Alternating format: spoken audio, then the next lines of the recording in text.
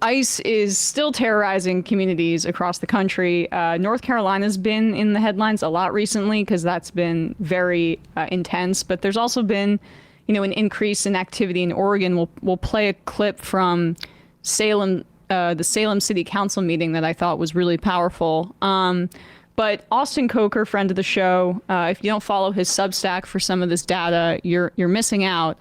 He had an article just 4 or 5 days ago breaking down this ICE data that has just been released here.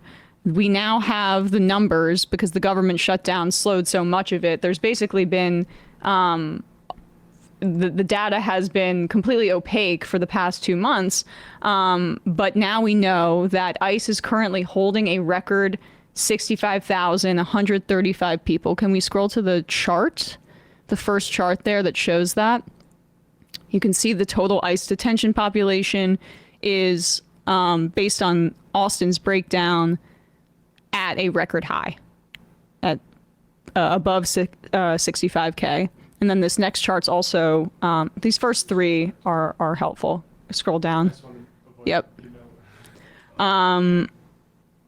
Monthly ICE arrests here, you can also see, are close to what could be a record. At the very least, October looks like a record. November, over 40,000 arrests. I would just like to say, Chris Murphy, that whole thing you did early in the Trump administration when you said they're not even arresting that many people compared to the Biden numbers. Maybe reflect on why that wasn't the best approach to take. Right. And also these arrests are going to keep escalating. This third chart too, thanks. Because as Austin writes about, the enforcement budget is just starting to be implemented right now. The crazy increases that ICE got in the last Republican budget.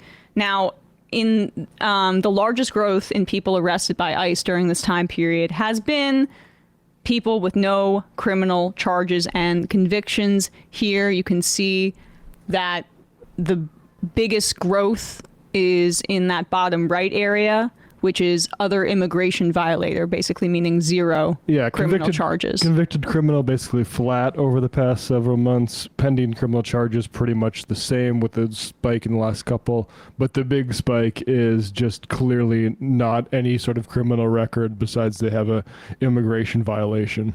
And Wired just also had a report that came out, a really disturbing one. I headlined it, that ICE has lifted an $180 million cap on immigrant tracking contracts, and they're now offering up to $280 million for essentially bounty hunting services by using advanced technology. And let's play a little bit of that Salem City Council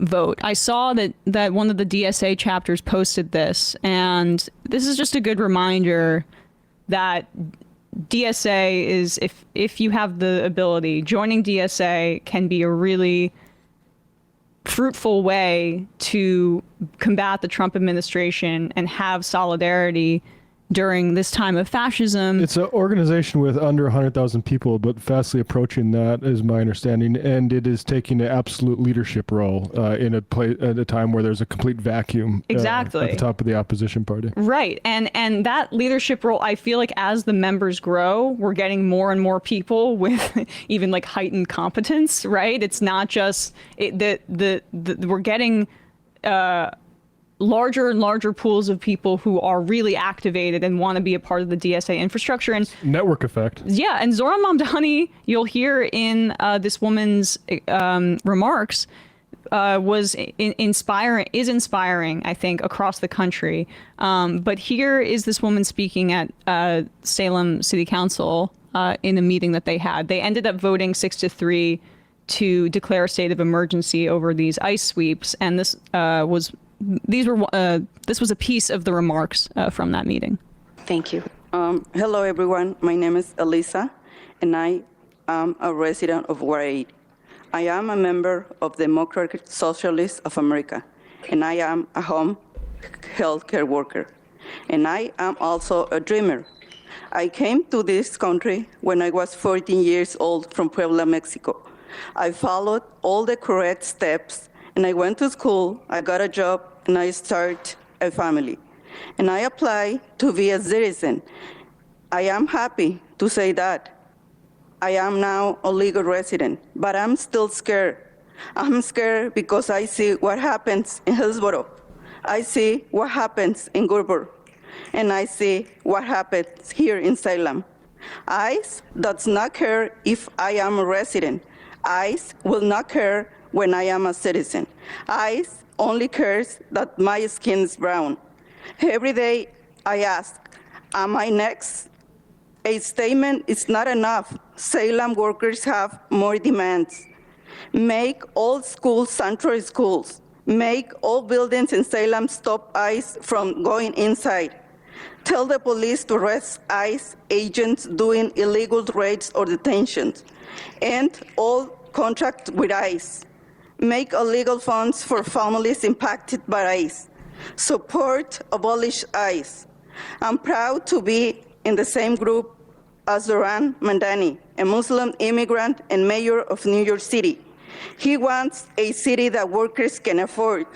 Immigrants want to be free from ICE. They also want to be free from poverty.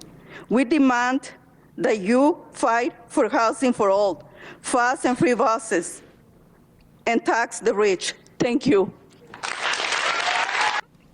I just thought that was amazing and really brave for her to show her face as a dreamer. She went by an anonymous name, but finds solidarity in DSA. I just was so heartened to see that, and heartened to see how those demands, when you have a kind of organization behind it that stands with you, you can be activated on that level and demand that of your representation. So I just thought that was extremely moving. It's an issue of right and wrong, and then you have J.D. Vance on the other side trying to spread these sort of Nazi lies. You know, they moved on from they're eating your pets or whatever to they're living in the houses you should be living in, as if anyone thinks that people in her situation are like living high off the hog because of how great America lets it. No, these people are kept in the shadows, and even the good sort of provisional stuff we do like DACA and stuff, it should have just been citizenship. Why are these people kept in limbo at all? It's embarrassing. But we know why, because it creates a sub-citizen status for so many people that allows them to be more easily exploited. It prevents them from feeling comfortable even joining an organization like DSA or being a more formal member of society, because you are in a state of limbo constantly and are much more susceptible to exploitation. That's why having her speak about her experience within the context of democratic socialism is really important, because immigration is a labor issue. We talk about this all the time. When you hear about a 15-year-old kid dying in a meatpacking plant, wow, what do you know? That kid was undocumented, and look, that red state wants to do away with paperwork requirements so they don't have as much of a paper trail when they exploit that person's labor. What about if you were in an unsafe workplace and you're an undocumented immigrant, even if you're an adult? You're going to complain to your boss and you're going to say this is unsafe, or can I have a raise, please? Because the guy's just going to go, hey, I'll call ICE, I'll deport you. And when you see more and more of this enables bosses like that to use that even more. In Charlotte, attendance is just way down. When we were covering that last week, because children are afraid to go to school. They're afraid to participate in society. And that is like the right-wing populist vision of this kind of thing. It's just hurting other people so you feel better, and it changes nothing materially for you. And the problem is the Democrats aren't speaking to the actual underinvestment in people's communities. That's the real problem here. Like, this is being pursued not because it's going to make anyone's lives better. The way to make people's lives better is to take the money that is being hoarded by the wealthiest in society at historically unprecedented levels and reinvest it toward things like transportation and housing that people need. need. And that's the Nazi playbook is just being run again by all those people that are hoarding the money, we're just trying to find some other that people can hate and blame all this on. But the answer is right, and that's why people joining DSA that's why DSA is growing the way it is because socialism is the answer to this. I mean, and was that ever more evident when Zoran Mamdani stood next to Donald Trump and gave like the strongest rebuke of his politics just by the strength of his convictions that we've seen in this 2.0 era? Liberalism is failing to meet the moment. But just to kind of wrap things up with just another crazy wrinkle to this. So Caroline Leavitt, the White House spokesperson who's in her 20s and moves her mouth in a way that Donald Trump likes. Machine gun mouth. Machine gun mouth. Thompson. She's like, did she get full facial reconstruction or just like partially? Because she's like looks like a totally different person. But yeah, I like Piggy. She got the Mar-a-Lago discount. Well, it's nice to have Botox when you're a professional liar because then nobody can ever see your poker face. Exactly. And I'm telling you, not just Botox. Got to teach you boys the difference between Botox and filler. I'm trying hard. But that is accurate. I mean, I don't know I'm curious about everybody's take on this because this could be a coincidence. It could also be Caroline Leavitt and the mother of her brother's son or child being targeted. I guess we'll see. We don't know. But basically, this is a local news report here on how the mother of White House Press Secretary Caroline Leavitt's nephew was just taken by ICE. Mother of White House Press Secretary Caroline Leavitt's nephew has been taken into Immigration and Customs Enforcement custody. A source confirming that to News 9 tonight. Now, Leavitt, of course, grew up here in New Hampshire. Much of her family still lives here. Our Ariel Metropolis spoke to Leavitt's brother tonight, the father of that boy, about this arrest. She joins us here in studio live now. Ariel. Steve, we spent almost half an hour with Michael Leavitt and his young family on their front steps tonight. He didn't want to go on camera because he says he's concerned about his son's privacy, but he says he simply wants the best for him. The brother of White House Press Secretary Caroline Leavitt says he's most concerned about his son's safety and well-being after he confirms his son's mother is in ICE custody. Photos published on a GoFundMe site show Michael Leavitt's former partner, Bruno Ferreira, a source confirming she was taken into ICE custody in Revere, Massachusetts. DHS saying she's being held at an ICE facility in Louisiana. Michael Leavitt spoke to WMUR off camera on his front porch tonight, telling us that his son has lived with him since he was born, but Ferreira has maintained a relationship with the boy. According to DHS, Ferreira overstayed her visa by 26 years and has a previous arrest for battery. But Ferreira's attorney, Todd Pomerleau, insists that she came here legally from Brazil under DACA and is in the process of getting her green card. Bruna has no criminal record whatsoever. I don't know where that is coming from. Show us the proof. There's no charges out there. She's not a criminal illegal alien. We're hearing that said about basically anyone who's not a U.S. citizen. Pomerleau says Ferreira is a good mother, agreeing with that same sentiment from Michael Leavitt that this boy shouldn't be caught in the middle. And his mom is locked up sitting in Louisiana where she should have never been in the first place. Okay. Yeah. So I don't know the marital or the custody situation, I guess, with this kid. The mother, I guess she is not with Caroline Leavitt's brother anymore. But I mean, on one side of things, it could just be this is how rogue ICE is. That's what they do. That's clearly to me. That's what they do. Like this is just they see somebody who's in sort of some process, whether it's DACA or deferred, like whatever. That's clearly, I think, what the situation she was in. So that's why she came up on their radar. They had no idea. It's like Leavitt's brother's, like, significant other, whatever their relationship is.